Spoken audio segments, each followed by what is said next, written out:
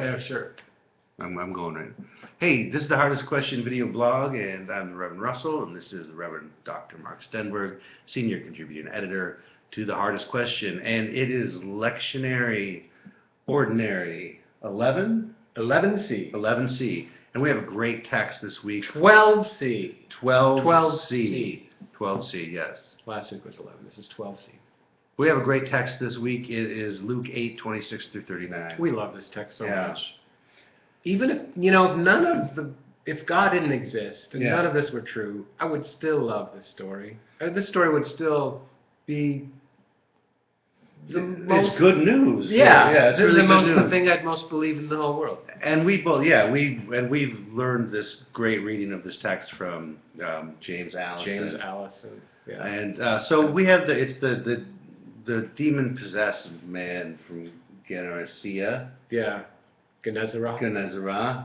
The Gennesaret Gennesaret. demoniac. The Gennesaret Yeah. demoniac. Yeah. So yeah, tell us a little bit about. Well, he's the village monster. Right. He's, James calls him the pharmakos, Yes. the one who we project all our stuff onto. And we like having our monster. We chain him up in the graveyard Yeah. every once in a while.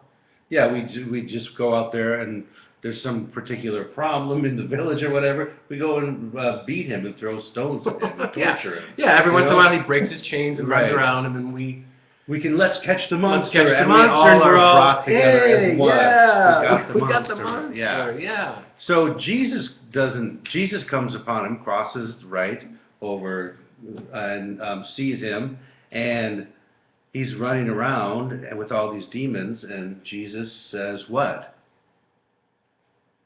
What is your name?" Legion. Yeah, right. For there are many. So Jesus, this is kind of an interesting part too. What happens next? He casts all the demons into the swine, Mm-hmm. and then runs them into the. The Luke scholars call this a reversal of signs because Yeah. in chapter 4, Jesus was being pushed off the cliff Right. by the people, and this is a nice reversal of signs. Right. So, yeah, don't get bent out of shape about, No. why pigs had to Right. be drowned. Right. Yeah. Blah, blah, blah. It's a reversal of the signs. And he's going off into the abyss, the Yeah. great unknown or whatever. But so yeah. So then the people came out to see what had happened, and when they came to Jesus, they found the man from whom the demons had gone sitting at the feet of Jesus, Yes. clothed in his right mind, and They were afraid. That's the punchline. That's the punchline. We didn't give a of lot it. of attention, but that's No. what you're going to do in your sermon. You're going to create this beautiful tension, surprise, get everybody to the precipice. 'Cause they're of not- the cliff of they're- that one no. point. Yeah. They're not afraid when they are chasing him with clubs, going to everybody Yeah. like, "Come on, let's get him." Yeah. What Let's makes get him." them afraid?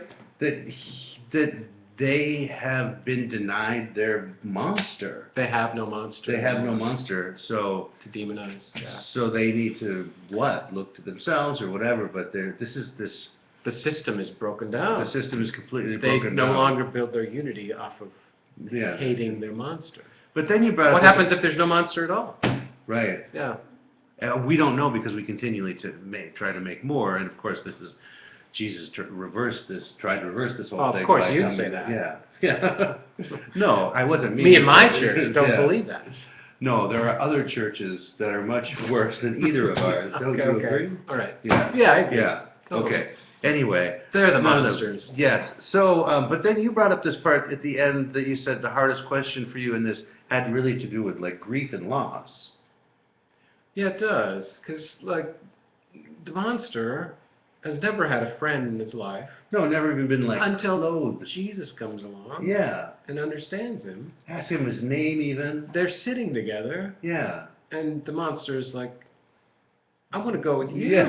I want to be on your team. Yeah. Because you are the first Like person. you I've ever he's seen. like actually they're gonna okay we're gonna leave now and like he starts to get in the boat and Jesus is like I'm sorry Ouch, ouch.